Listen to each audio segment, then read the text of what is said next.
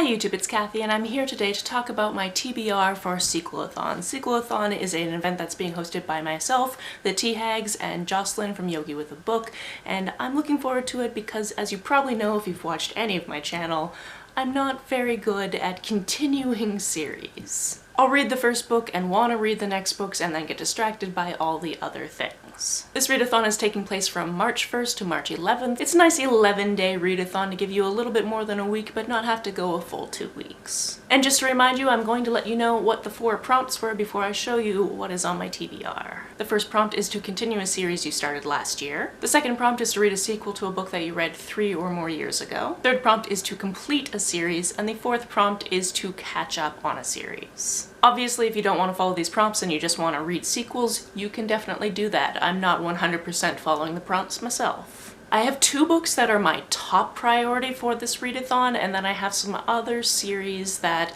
I might have to work in.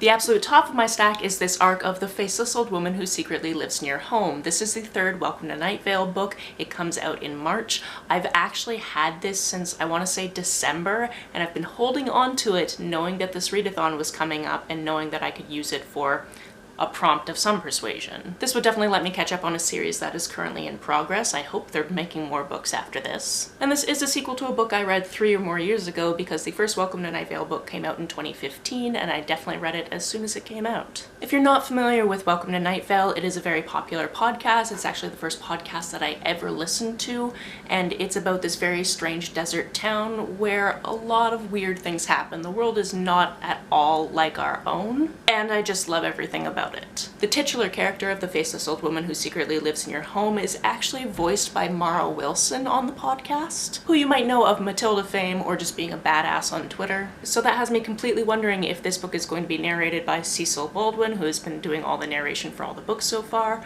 or if it's going to be narrated by Mara Wilson on the audiobook.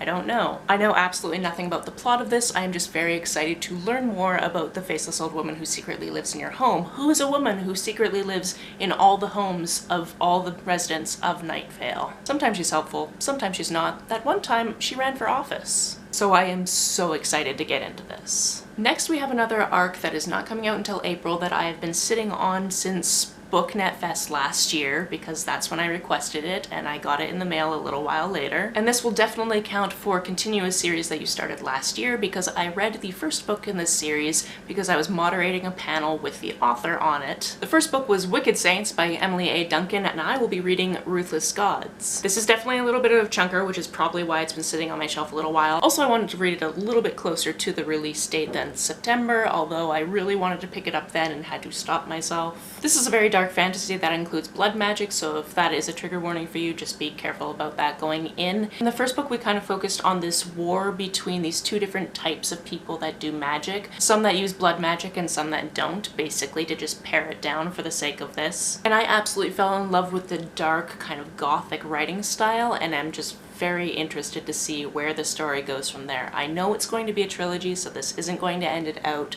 but I still want to know what's going to happen to these characters. Then, going completely off the rails, I have a couple of series on my shelf where I've read the first book, but I have the next 2 books in the series and haven't read them, and that is The Darker Shade of Magic and The Cuckoo's Calling by Victoria E. Schwab and Robert Galbraith, or J.K. Rowling. Again, we know this about me. I'm very good at picking up the first book and then meaning to read the rest of the books and not reading the rest of the books. I actually read Cuckoo's Calling for a book club, I want to say like 4 years ago.